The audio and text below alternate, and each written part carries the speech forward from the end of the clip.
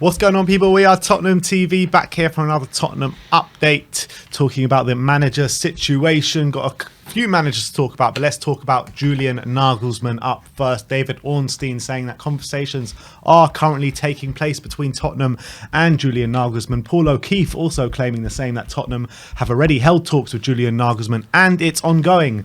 Jason Burt from the Telegraph saying that Tottenham have hit a significant stumbling block in bringing Nagelsmann in, as he is proving a very expensive option. There is a limit to what Spurs will pay for Nagelsmann to compensate for the money he will lose on his Bayern deal. Why Nagelsmann is proving pricey is because Bayern are still paying his 10.6 million annual salary. He still has 3 years left on his deal and he is currently on gardening leave. And Bayern are due compensation if he joins this season. He expects compensation if the contract is terminated. Sami Mokbel saying that Nagelsmann's decision to withdraw from the race to become the next Chelsea manager has raised optimism at Tottenham that their number one target may be obtainable. There was resignation among senior figures at Spurs that the German preferred the job at Stamford Bridge, but Nagelsmann's decision to drop out of the race has resulted in Tottenham redoubling their efforts to appoint Nagelsmann, and Sky Sports are claiming that Ralf Rangnick has advised Julian Nagelsmann to take the Tottenham job. And we've also had word from our source saying that Scott Munn has travelled to Germany for the second time in the space of a week. So look, sounds exciting, but when you read those articles and you read those reports, not one thing have I heard yet from Nagelsmann's side saying he wants the job, saying that this is something that he's prioritising the Tottenham job or anything like that, like he's really interested to come. All we're hearing is from the Tottenham side. Tottenham are optimistic. Tottenham holding talks to Nagelsmann.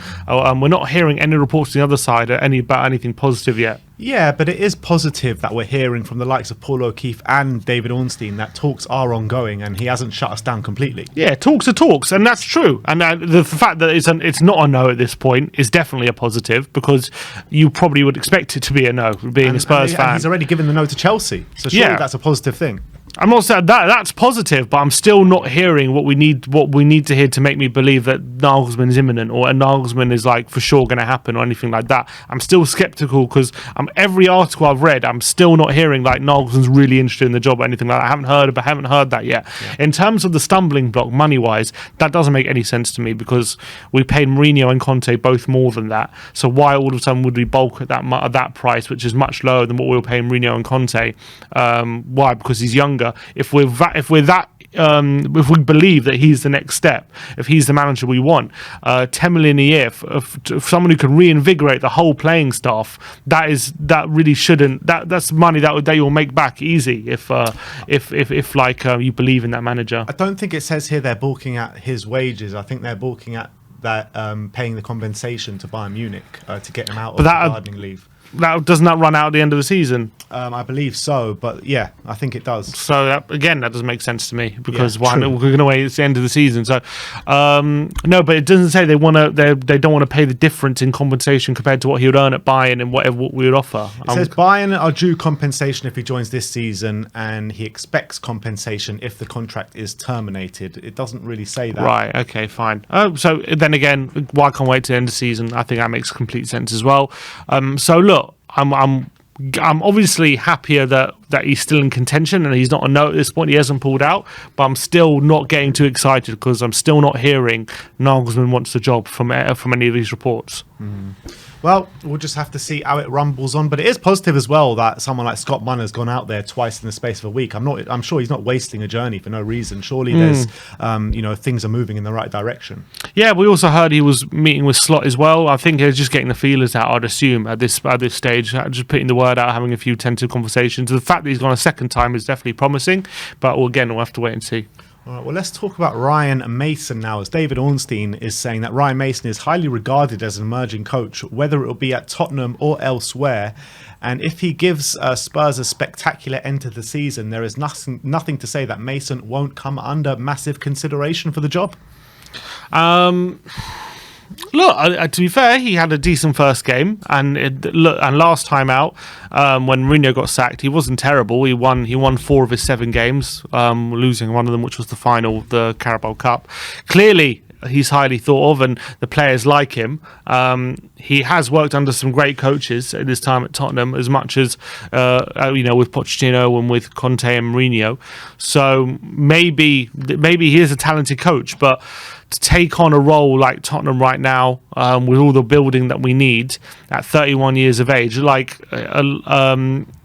it's a very big job, and I don't want to put. I don't think it's. I don't know. He says he's ready, so look, we could take him at his word for it, but I just wouldn't feel comfortable putting that kind of pressure on him in his first ever job, where it could be with the whole stuff with the fan base and the club right now. If we put Mason in the middle of it, I'm just worried that the first sign of trouble, Spur, the board could act and sack him, and then all of a sudden that's a really big hit to his coaching career very early on. Yeah, and I think that if it does go bad, and what you say, the club do turn on him, someone like Mason, well, to be honest, any manager that comes in here is going to need all the time in the world, all the time that they need to fix what's going on, because this ain't a quick fix at Spurs. This is going to take at least a year or two to really get us back to where we think we need to be. So I like Ryan Mason, but for him to take the full-time job, to be our manager for the foreseeable future, I'm not convinced just yet. So let's see how the rest of the season goes. But even if he does smash it out from now to the end of the season, it's still a massive job for him. I'm not sure if he's the right direction that we want to go in. But then again, you look at Arteta and see what he's done at Arsenal. But you can't use that for every example for a young manager. You know what I mean? And also he's still older than Mason, isn't he? He's like 30. He's like Mason should still be playing. Yeah, unfortunately he had to retire early, isn't it? So Arteta had finished playing like 35, 36, then had about 4 or 5 years working under Guardiola, and now they felt he was ready to be manager. Mason is just a different trajectory. Well, maybe it's a case of getting someone in like a Julian Nagelsmann, keep Mason in and underneath him, keep him learning, keep him under another really good manager, and maybe he can succeed our next manager. Maybe that could be the way to go. That could be something. But anyway, let's move on and let's talk about Vincent Kompany now, as Romano says that Vincent Kompany has held very positive talks with Tottenham. Yeah, I wonder what he means by that. It's very vague, wasn't it? Yeah, positive talk. Does that mean he wants to come? Does that mean that it's just not a straight no? Does that mean he's interested in the project? I don't know what that means. With him just getting promoted to Burnley, I'd be very surprised if he jumped ship now. But then again, with a manager's lifespan becoming shorter and shorter, maybe he feels now, if he gets an opportunity, maybe that opportunity won't come again. Who knows? If, let's say, he starts the season with Burnley and they don't have the best season, and all of a sudden the job offers will dry up, so maybe he's feeling like if he doesn't want to risk that, and he will just jump ship. I think it's difficult. I would assume Kompany will stay on, but who knows? Because I remember listening to, I don't know, maybe he's different to Mourinho, but I remember listening to Mourinho in his documentary about him. He was saying how his dad, when he was younger, what shaped his career was his dad he was a manager, and he had a job offer from a much bigger club, and he turned it down to stay loyal to his club that he was doing well at, and then 6 months later that club sacked him because he was not doing well, and that always shaped how he sees things. So I'm not saying obviously Kompany is very different to Mourinho, but maybe he sees things in that way. Maybe, but look, if I was Vincent Kompany, I'd probably stay at Burnley for at least one more year. He got them into the Premier League, playing such good football, transformed that whole club.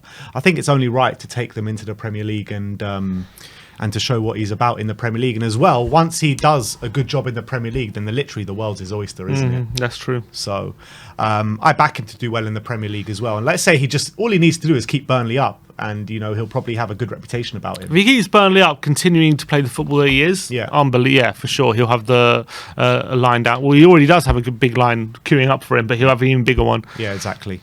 Let's talk about Mauricio Pochettino now. TalkSport, Alan Brazil reveals what Pochettino shared with him about the current Tottenham Hotspur vacancy.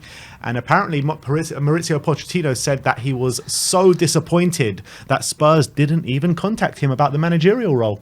Yeah, and I'm not surprised, because you would, considering how hard Spurs worked to try and get him out of PSG 2 years ago, Poch probably would have expected a call, and especially all the rumours flowing around pretty much for the whole season that, Pochettino's available, Conte's going to go. It's a natural thing that we'll want Poch back, considering we definitely wanted him 2 years ago. If I was him, I would definitely be a bit surprised that there's not been a call. Like, it's just a natural fit. Like, he wants to come. If he wants to come back, he wants to come back. Like, the club, the fans still love him, all that kind of stuff. So I'm not surprised that he's just a bit, he can't really figure out why Spurs wouldn't call him back. Especially after, like, we were trying so hard for him a couple years back when, was it when Nuno got the chop? Or was it? Yeah, 2 years ago when he was at PSG. When Nuno got the chop. So, I mean, like, it just doesn't make sense to me, man. And just to watch him go to Chelsea is going to break all of our hearts. And look, if Spurs have no interest in making contact with him, then what can you do? Yeah, that's it. And what he can't stand still. But it is perplexing why there's never really heated up. There's not really been conversation. At least, like, I'm surprised there's not been serious conversations. At least, and even if they meet and say, look, we kind of like the idea of having you back, but it's not the right time or something like that. But like, to not even like think about it is really odd. I think what do you think, what do you think is going through like Chelsea's fans' minds, reading all these these kind of reports about Pochettino, and like also watching back the video when he says, if I want to do one thing before I die, I want to win a title with Tottenham, like, and he's going to manage Chelsea, and like we're their biggest rivals. So it's like, what is going on? What do you think is going on in their heads? I think it's probably mixed emotions. I think it's one of those things that I'm worried for him in a way, because is it one of those things that the first sign of trouble are they going to turn on him? I'm worried. And it's a bit similar to like how we were with Jose and Conte, a lot of the fans, like all of a sudden when the results did start to turn, you all of a sudden you got all the fans saying, oh, he's just Chelsea, former Chelsea, all this kind of stuff. They used it against him, and I'm worried that the Chelsea fans will do that as well.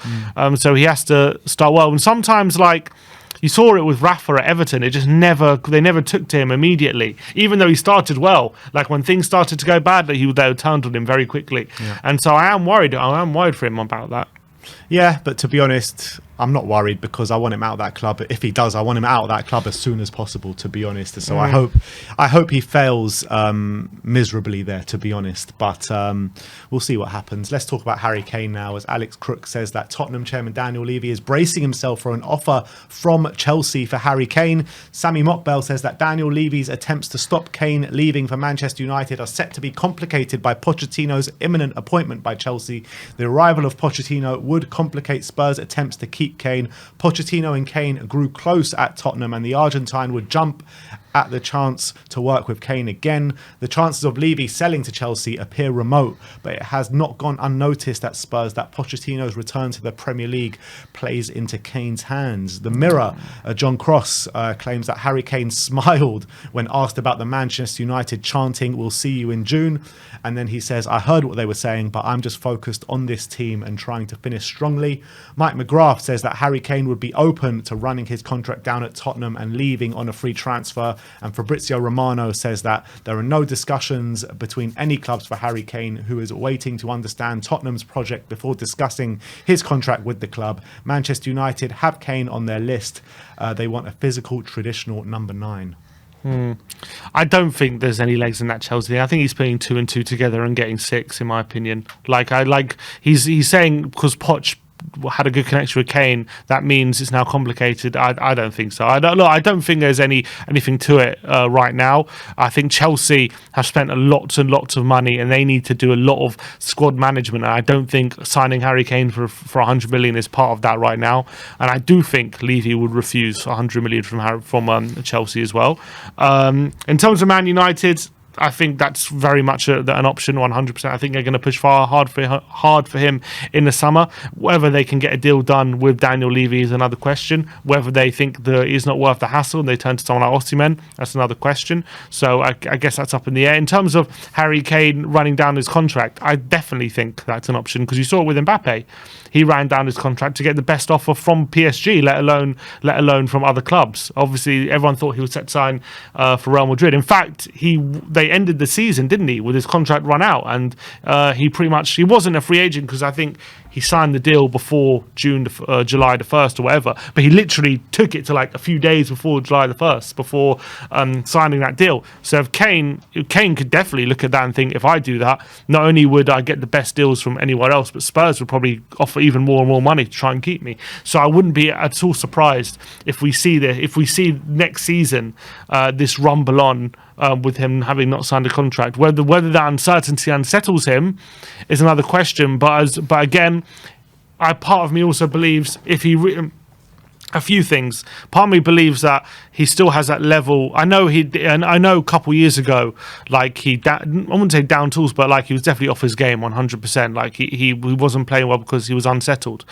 That could definitely happen next season. But I would say I reckon he would be focused to try and be his best, so that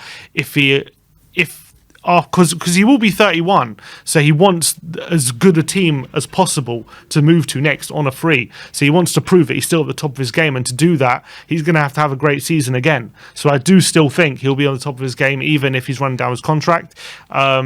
And as well, I think it could be a good time to, when we get a new manager in, maybe him run down his contract is just a good time to assess what's going on with the manager, what he thinks about it, and instead of just jumping into a decision of trying to leave this summer. Yeah, I mean, would you be open to selling Harry Kane this summer to Manchester United for 100 mil if that obviously that would just completely take away the option of him to move to Chelsea on a free in the following summer? Yeah, probably. If that was definitely going to happen. Well, obviously we don't know it's definitely going to happen, but it would be an option. It would be an option. I don't think he would do it. I really don't. I think if he had a choice to go on a free, I think other clubs would be in for him. I don't think he would choose Chelsea. Depends but I guess it depends how well Chelsea are doing. Yeah, all let's those say kind of like things. Pochettino comes into Chelsea this summer, things looking really good.